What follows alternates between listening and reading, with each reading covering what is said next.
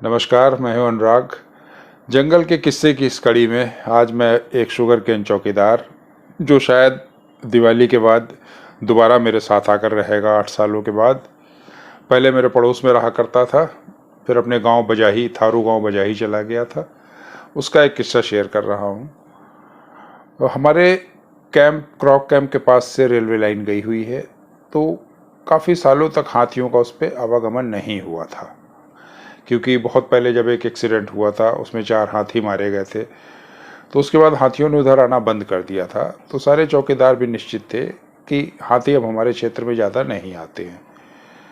लेकिन चूंकि मेरे रोड के दूसरी तरफ बिलैया में हाथियों का लगातार आना जाना था, इसलिए मैंने अपने चौकीदारों से कहा कि थोड़ा सा अलर्ट रहना, तुम लोग भी, हाथी आ सकते हैं।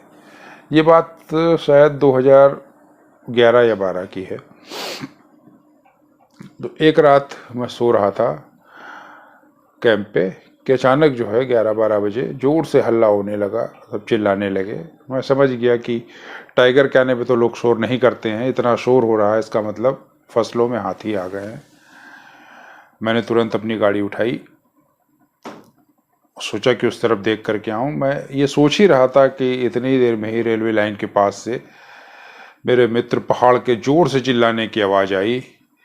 मैं समझ गया, लग रहा हाथी उसके पास आ गया और हो सकता है उसको हाथी ने पकड़ लिया हो।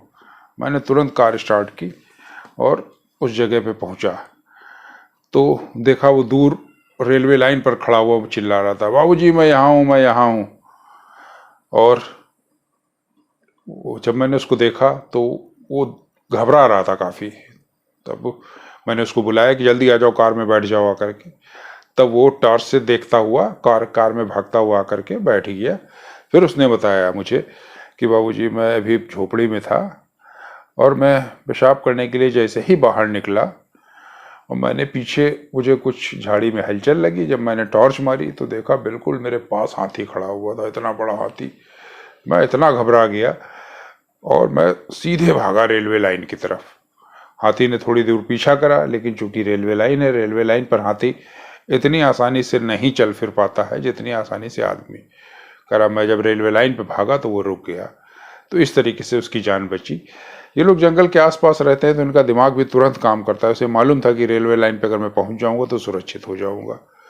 और जब वो रेलवे लाइन पहुंच गया, हाथी दूसरी तरफ जा करके गायब हो गया। लेकिन जब वो मेरे पास कार में बैठा, उस समय भी उसकी सांस जोर जोर से चल रही थी। वो घबरा चुका था, क्योंकि हाथी को उसने इतने पास से देखा था। बता रहा, बाबूजी मुझसे मुश्किल से 4-5 फीट दूरी पे हाथी था, बस मुझे सूंड से पकड़ने ही वाला था वो, कि मैंने उस पर टार्च मार दी। तो इस तरीके की घटनाएं होती रहती है जंगल के आसपास। अब जब दोबारा मैं खुद 1 तारीख से वहाँ रहने की प्लानिंग कर रहा था बंसी नगर में, तब अपने वहाँ देखभाल के लिए मैं बजाही किया। मैंने पहाड़ से बात की, क्या तुम दोबारा चलोगे उस जगह पर? तो उसने बोला ठीक है बाबूजी, बिल्कुल मैं आ जाऊँगा आपके गाँव में और वहाँ आपके घर की देखभाल करता रहूँगा। क्योंकि मैं तो कभी कभी आता जाता हूँ, दुधवा लखनऊ भी मेरा आना जाना लगा रहता है, तो एक आदमी तो मुझे वहाँ पर अपने साथ के लिए चाहिए। तो अगर थारू व्यक्ति हो तो थारू तो बहुत मेहनती, बहुत हिम्मती होते हैं। तो इसलिए मेरी उससे बात हो गई है, शायद दिवाली के बाद से वो मेरे साथ ही रहेगा करके। आप लोग भी आएंगे तो उससे मिलेंगे, आपको मिलके अच्छा लगेगा। और उसकी कहानियाँ जब उसी की जुबानी सुनेंगे तो आपको बेहद रोचक लगेंगी और आनंददायक लगेंगी। तो जंगल के किस्से की और कहानियां मैं आपको अगले हिस्सों में सुनाता रहूँगा। धन्यवाद।